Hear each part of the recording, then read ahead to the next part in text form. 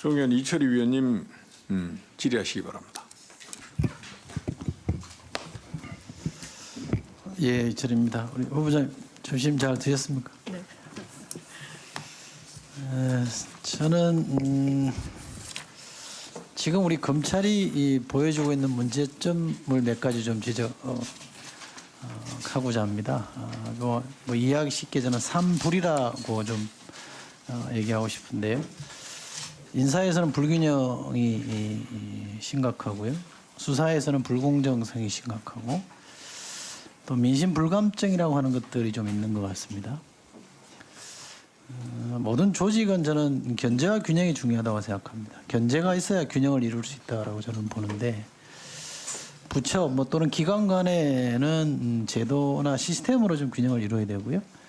기관 내의 견제와 균형은 인사가 저는 중요하다고 생각합니다. 그래서 우리 법에 인사권을 법무부 장관에게 주어놓고 있다고 저는 생각하고 있습니다. 아까 말씀하신 대로 검찰총장 의견을 들어야 되긴 합니다만 기본적으로 재청권을 장관이 행사하시고 대통령의 임명권을 정해놓은 것도 결국 막강한 권력을 가진 검찰을 견제할 수 있는 기능을 법무부 장관과 선출된 권력인 대통령에게 저는 준 것이라고 저는 이해하고 있습니다.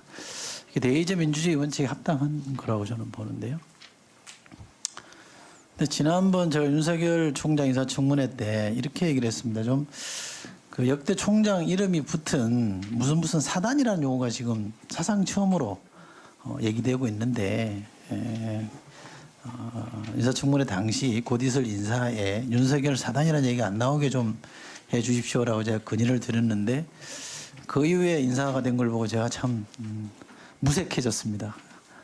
보란 듯이 대놓고요 윤석열 사단이 거의 인사를 독점했습니다. 요직을 독점했죠. 저만 이렇게 평가하는 게 아니라 당시 모든 언론들이 그렇게 다 평가를 했습니다. 이게 정치권 용어로 치면 일종의 코드 인사라고 할 수 있고요. 핵심 포스트의 이른바 친위대, 윤석열 친위대가 다 포지하는 결과를 낳았습니다. 그래서 지금 어떻게 되고 있느냐. 이른바 제왕적 검찰총장의 시대가 저는 열렸다고 봅니다. 과거에 검사동일제라는 걸 어렵게 법에서 삭제를 했는데 지금은 거의 검사동일제가 완벽하게 부활된 것 같고요. 정치검찰에 상정화되어 있던 중수부를 어렵게 폐지를 했는데 지금은 검찰 전체가 중수부화된 것 같습니다. 어디에서 어떤 검사가 수사를 하든 간에 그것은 검찰총장의 재가가 없으면 아무것도 못하는 그런 기가 막힌 상황이 저는 벌어져 있습니다. 지금 우리 눈앞에는 검찰은 안 보이고 윤석열 총장만 보이는 시대를 살고 있습니다. 저는 이거는 수사를 잘하느냐 못하느냐를 떠나서 대단히 잘못된 거라고 봅니다. 이런 기형적 인사는 정상화해야 됩니다. 그것이 마치 다른 뜻으로 오해될 수 있기 때문에 그동안 자제해 왔습니다만 장관으로 부임하시면 이제 윤석열 검찰이 벌이고 있는 수사도 어느 정도 진행이 됐고 기소하는 절차에 들어갔기 때문에 저는 장관으로서 단호하게 인사권을 발휘해서 이 기형적 인사를 바로잡는 정상화하는 데 역할을 해 주십사라는 말씀을 드리겠습니다.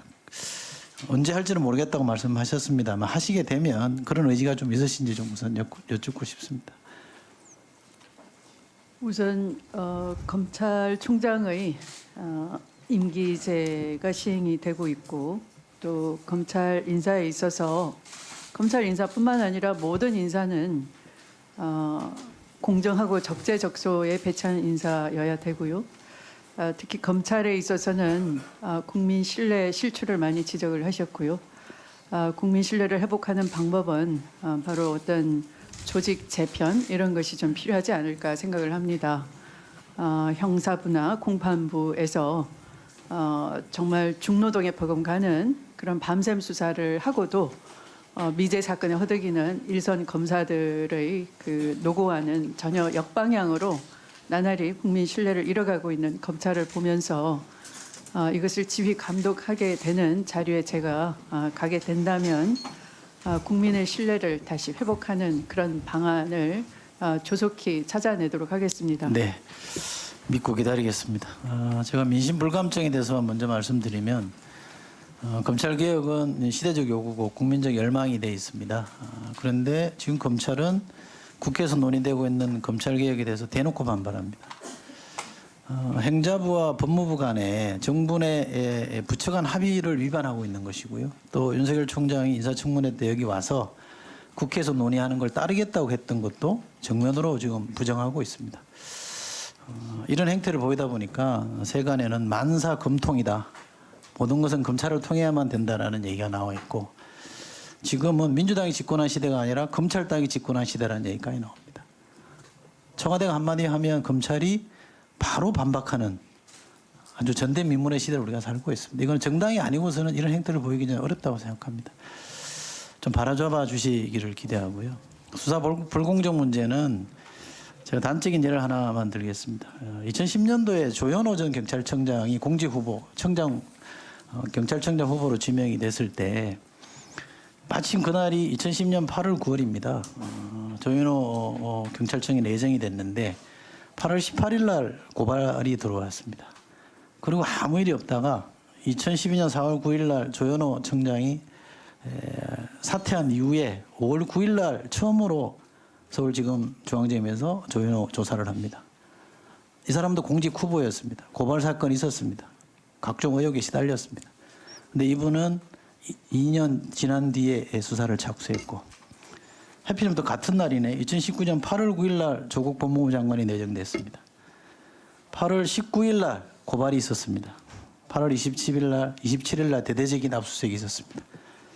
이 두 가지 사례만 놓고 봐도 검찰이 얼마나 불공정하게 수사를 하고 있는지 얼마나 한쪽은 봐주고 한쪽은 못 봐주는지가 너무 분명하게 드러납니다. 그런데도 자신들의 과거 행태에 대해서는 전혀 반성하는 기미가 없습니다. 저는 이것도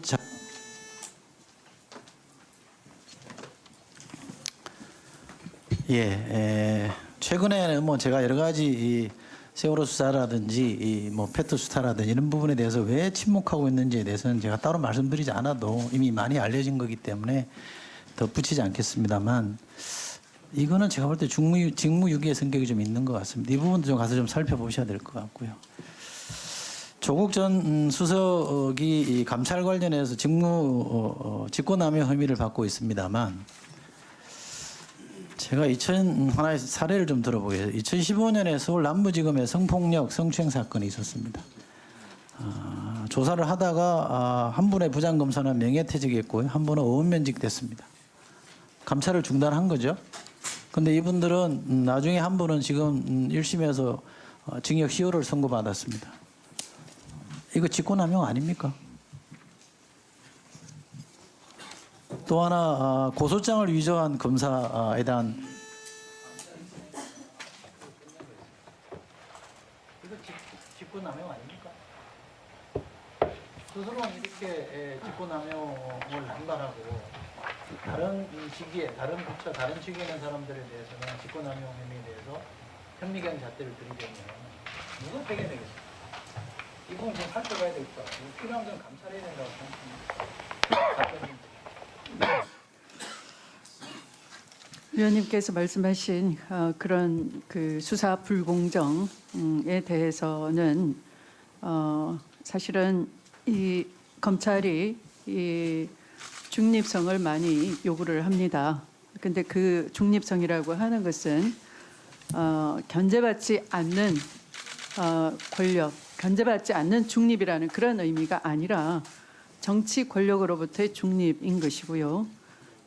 검찰 조직을 위한 중립이 아니라 국민을 위한 중립이어야 한다고 저는 생각을 합니다. 검찰을 마치 아무도 못 건드리는 무소불위의 권력이다 이렇게 이해하면 안 될 것 같습니다.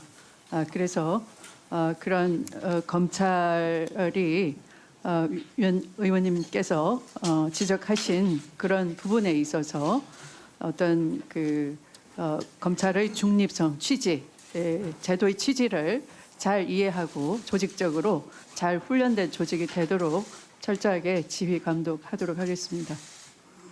예, 수고하셨습니다.